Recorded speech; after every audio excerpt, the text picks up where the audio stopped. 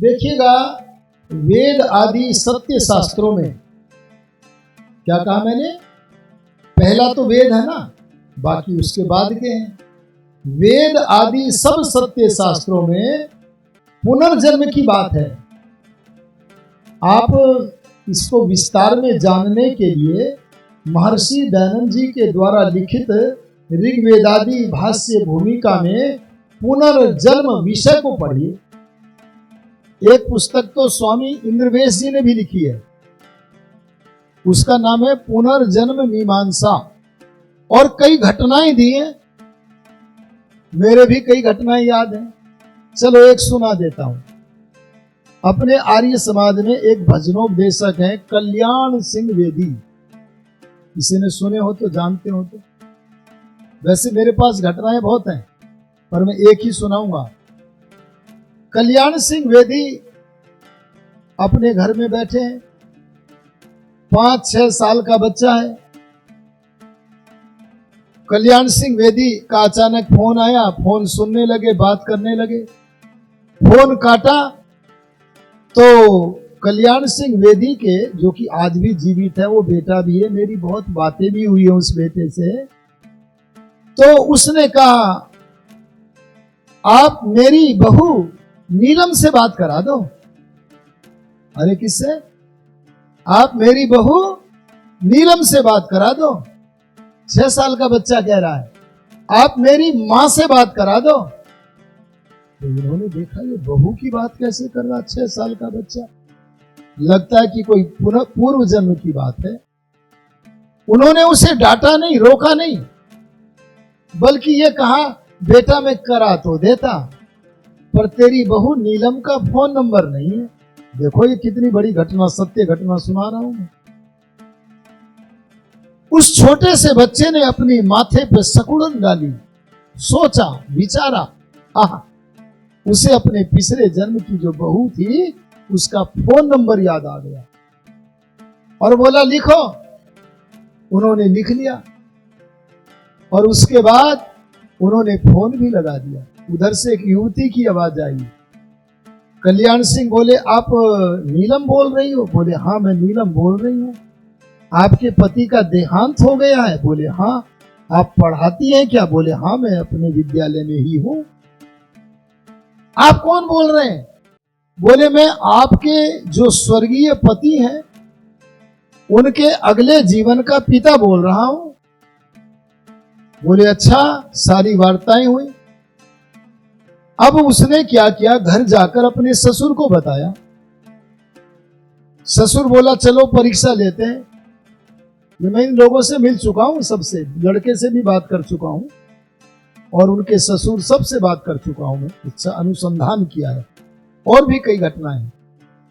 ये हिसार आर्य समाज के एक पुरोहित जी हैं, उनकी साली ने भी नया जन्म ले लिया है। सारी घटना मेरे को बता रही थी। ऐसी अनेक घटनाएं। सत्यव्रत सिद्धांतालंकार जी ने भी एक गायत्री नाम की लड़की की पुनर्जन्म की घटना का उल्लेख संस्कार चंद्रिका में किया है। तो मैं जो घटना बता रहा था, पिताजी आए उस बच्चे के पिछले जन्म के, कमरे में ले गए, उन बातों को पूछा जिसे पीछे के जन्म में वह बच्चा और पिता के अतिरिक्त कोई भी नहीं जानता था। उसने उत्तर दे दिया, बोला निश्चित रूप से इस बात को या तो मैं जानता था या ये अवश्य ही ये मेरा बेटा जन्मा है। और घर जाकर के बता दिया।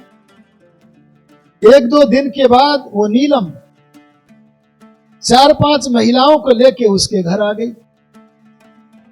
और घर जब आई तो वो बच्चा अपनी मां की गोद में बैठ करके आम चूस रहा था।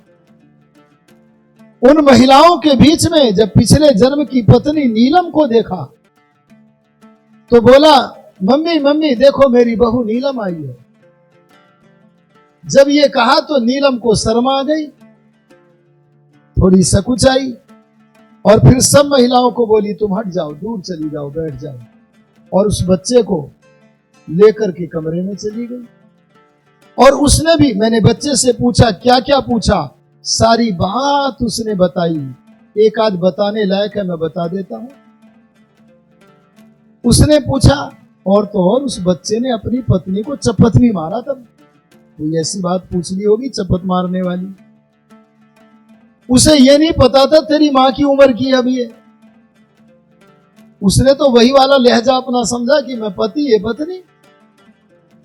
उस पत्नी ने कहा कि तुमने जहर क्यों खा लिया था? बोले इसलिए खाया था, तुम अपने पीहर से आ नहीं रही थी। बोले मैं सदा के लिए थोड़ी पीहर में रुक रही थी, कुछ दिन के बाद आना था मेरा, तब नहीं आ रही थी। बोले मुझसे वियोग सहन न हुआ तो मैंने जहर खा लिया। और ये तक बताया उसने कि मैंने किस दुकान से जहर लिया था। उस दुकानदार से पूछा, बोले हाँ लिया था, और वो तड़पने लगा, यहां पर मरा था। एक बार एक ट्रैक्टर चलाने वाला जब कहीं ट्रैक्टर फंस गया तो निकाल नहीं पा रहा था। इस बच्चे ने पिछले जन्म में ट्रैक्टर चला रखा था। इसने वो तो विद्या में भी नहीं जानता, पर उस विद्या को उसने बोला ये ऐसे करके ये वाला गियर मारो और ये करो, वो सब बताया उसने तुरंत वैसा कर दिया और ट्रैक्टर निकल गया। लेकिन निकलते ही उसके मन में आया, अरे ये तो बच्चे ने बताया है। उसके पिता से पूछा ये कैसे बता रहा है? बोले इसलिए बता रहा, इसने ट्रैक्टर चला रखा। बोले ये हो ही नहीं सकता, इतना छोटा बच्चा ट्रैक्टर चला ले। बोले नहीं, इस जन्म में नहीं, पिछला याद है इसे, वहां चला रखा है। तो मैं संक्षेप में यही कहूंगा कि जहां वेदादि सत्य शास्त्र आप विस्तार में पढ़ना चाहें, पुनर्मनः आदि जो मंत्र हैं वो आप उस पुस्तक में पढ़ सकते हैं। और ऐसी अनेक घटनाएं मिलती हैं, एक नहीं अनेक। स्वामी शिवानंद जी का नाम सुना है? उनके गांव का लड़का मरकर उसी गांव में पैदा हो गया और बस वो सबको पहचानने लगा। तो बोले स्वामी शिवानंद जी को मिलवाओ, इससे देखें पहचानता है कि नहीं। उसे ये थोड़ी पता था ये शिवानंद बन गए, कपड़े ही तो लाल दिख रहे थे। उसने उनके पुराने नाम को उच्चारण करके बोला, और भाई कैसा है? अरे तू मेरे उस नाम को जानता? बोले हाँ। बाबा हो गया है क्या? बोले हाँ। अरे तू तो सैनियों में जन्म लिया था, अब तूने चमारों में जन्म ले लिया है। अरे पहले भी तो मैं पशु आदि ही पालता था, शूद्र ही था, और कहां जन्म लेता? ऐसा उसने उत्तर दिया। ऐसी अनेक घटनाएं हैं, अर्थात पुनर्जन्म मान्य है। मैंने प्रातःकाल भी कहा था, बहुनी में व्यतीतानी जन्मानी तब चार्जुन है। इस श्लोक के द्वारा कृष्ण महाराज कह रहे हैं कि हमारे अनेक जन्म हुए। और सुनो, मैंने देखा 2 बच्चे जुड़वा पैदा हुए, समझ रहे हो जी? उनमें एक बच्चा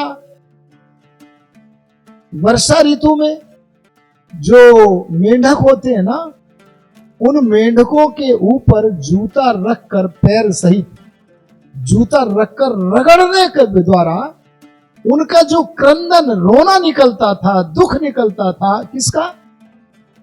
मेंढक का। उसको सुन सुन के प्रसन्न होता था। और उसी का साथ में जुड़वा जो भाई था, वो किसी को दुख दे नहीं सकता था। वो वाणी से भी, अरे मन से भी, अरे व्यवहार से भी किसी को दुख दे नहीं सकता था। एक माता से एक परिवेश में पलकर दोनों बच्चों में जो ये अंतर आया, ये पीछे से आया था। इससे भी सिद्ध होता है कि पीछे से हम कुछ लेकर के संस्कार के रूप में लेकर के आते हैं। कई लोगों को विद्या के ऐसे संस्कार होते हैं कि वे विद्या के संस्कारों के वशीभूत होकर घर छोड़कर भाग निकलते हैं और बहुत बड़े बड़े विद्वान बन जाते हैं। अरे ऋषि दयानंद भी बने कि न बने, अरे स्वामी आत्मानंद बने कि न बने। इसलिए संस्कारों को देखने से भी लोगों की पीछे के जन्मों का ज्ञान होता है। यही सनातन है, यही वेदोक्त है।